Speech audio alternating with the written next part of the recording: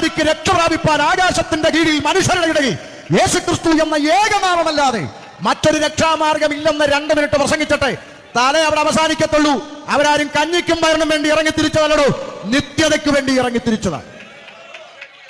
ആമേൻ. അതുകൊണ്ട് ഒഴിക്കാല് കാണിച്ചൊന്നും ഞങ്ങൾ ആരെയും കൊണ്ടുവരുന്നില്ല. കഞ്ഞിയും പയറിനും ഒന്നും വേണ്ടി ആരും പെന്തക്കോസിൽ വരരുത്.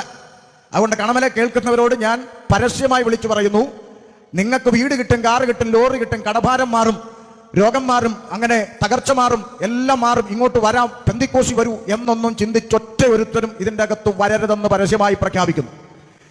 അങ്ങനൊന്നും ആരും ഇങ്ങോട്ട് വരണ്ട. അനുഗ്രഹത്തിന്റെ കവിഞ്ഞൊഴുക്ക്, സൈക്കിളെ വാടാ, കാറെ പോവാന്ന് പറയുന്ന അത്തരം മാജിക്കുകാരനൊന്നും അല്ല യേശു. നടുവേദന, പല്ലുവേദന, ഉളുക്ക്, പിരിപ്പ്, തരിപ്പെന്ന് പറയുന്ന കൊട്ടൻ ചുക്കാതിക്കാരനുമല്ല യേശു. അതിന്റെ അപ്പുറത്ത് യേശുക്രിസ്തു വിശ്വസിച്ചാൽ നിനക്ക് എന്ത് കിട്ടുമെന്ന് ചോദിച്ചാൽ ഉറപ്പായി പറയാനൊന്ന്, പാപമോചനം കിട്ടും, നിത്യജീവൻ കിട്ടും, മരണാനന്തര ജീവിതം കിട്ടും. അതിനു